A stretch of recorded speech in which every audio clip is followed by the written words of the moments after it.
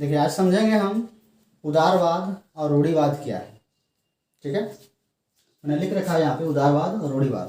देखिए उदारवाद किसे कहते हैं? उदारवाद सिंपली समझे हम तो वे नए ख्यालात के होते हैं, विज्ञान तर्क इन सब पे वो विश्वास करते हैं और उसके आधार पर अपने आप में परिवर्तन लाते हैं और स्वतंत्रतावादी विचारधारा के अनुसार वो आगे बढ़ते हैं। और वहीं पर रूढ़िवादी उसके ऑपोजिट होते हैं। रूढ़िवादी क्या होते हैं कि वो पुराने ख्यालात के होते हैं और पुरानी विचारधारा के होते हैं। वे जैसे हैं वैसे ही रहेंगे ऐसा वो सोचते हैं, वो परिवर्तन नहीं चाहते हैं। और विज्ञान तर्क इन सब पर वो भरोसा नहीं करते हैं, पुरानी जो मान्यताएं हैं उसी को लेकर वो चलते हैं। तो देखिए इसके बारे में और थोड़ा डीपली जानते हैं।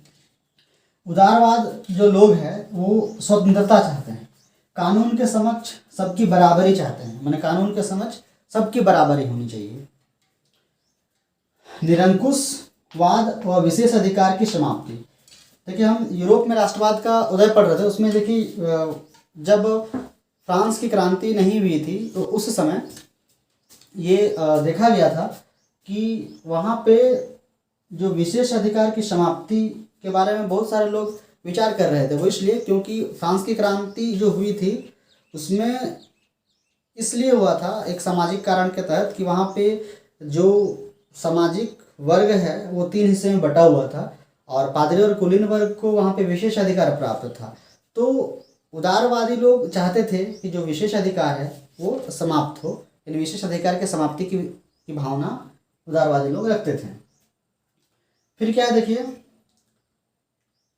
संविधान चाहते थे उदारवादी लोगों के अनुसार संविधान होना चाहिए और संसदीय प्रतिनिधि वाली सरकार की स्थापना चाहते थे। माने ऐसा सरकार जिसमें संसद में लोग कैसे आते हैं, चुन के आते हैं, तो चुने हुए लोग संसद में आएंगे और वो कानून बनाएंगे, इससे कानून व्यवस्था अच्छी बनेगी। ऐसा उदारवादियों का सोच था। वही रूढ़िवादी उसके विपरीत, वे चाहते थे कि राजतंत्र ही हो। जैसे इससे हम तुलना करते देखिए, ये रूढ़िवादी लोग चाहते थे स्वतंत्रता नहीं, स्वतंत्रता सबको नहीं मिलनी चाहिए। फिर क्या चाहते थे देखिए, ये बोलते थे कानून के समक्ष सबकी बराबरी होनी चाहिए, ये बोलते थे नहीं कानून के समक्ष सबकी बराबरी नहीं।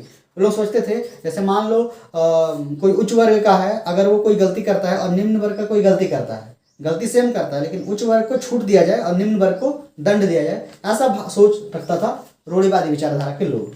ठीक है, फिर यहाँ पे देखिए ये चाहता था निरंकुशवाद और विशेष अधिकार की समाप्ति हो। रूढ़िवादी लोग चाहते थे निरंकुशवाद और विशेष अधिकार की जो समाप्ति है वो ना हो। ठीक है, फिर देखिए ये चाहता था संविधान, ये चाहता था संविधान ना हो।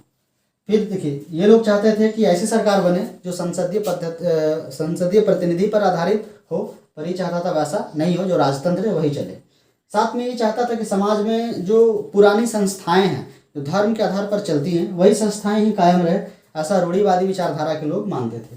साथ में वो सामाजिक ऊंच नीच की भाव रखते थे। जैसे देखिए समाज में ये ऐसा सोचते थे, पहले भेदभाव बहुत होता था। जैसे हम केरल की, हम अगर भारत की बात करें तो वहाँ पे जो दलित वर्ग होते थे उनको हेड टैक्स लगता था। जैसे कि मान लीजिए वो उच्च जाति के सामने अगर वो सिर ऊंचा करके जाता है तो उनको टैक्स लगता है। तो इसी प्रकार से दलितों पर बहुत सारे गतिविधियाँ ऐसे की जाती थी जिससे ऊंच नीच भेदभाव की जो भावना है वो बहुत ज़्यादा दिखती थी।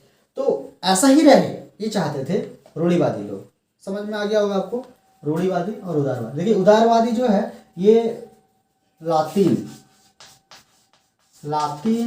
भाषा है, ये रोमन साम्राज्य इटली का जो प्राचीन रोमन साम्राज्य था उनका लातीन भाषा का लीबर शब्द से लिया गया, जिसका अर्थ होता है आज़ाद। ठीक है, और ठीक ये लगभग अभी ये लुप्त होते जा रहा है। ठीक उसी तरह जैसे हमारा भारत में जो संस्कृत भाषा है ना वो प्राचीन समय से यहाँ पर था, पर अब वो धीरे धीरे लुप्त हो जा रहा है। तो ठीक उसी प्रकार जो इटली में जो रोम है या रोमन साम्राज्य पहले था, उनका ये वहाँ का भाषा था, राजभाषा था लातिन, और इसी का जो शब्द है वो लिबर, जिसका अर्थ है आज़ाद, और उसी से उदारवादी शब्द जो है आया है स्वतंत्रतावादी। ठीक है, समझ में आ गया होगा आपको। तो आज के लिए इतना ही, फिर मिलते हैं अगले वीडियो में। धन्यवाद।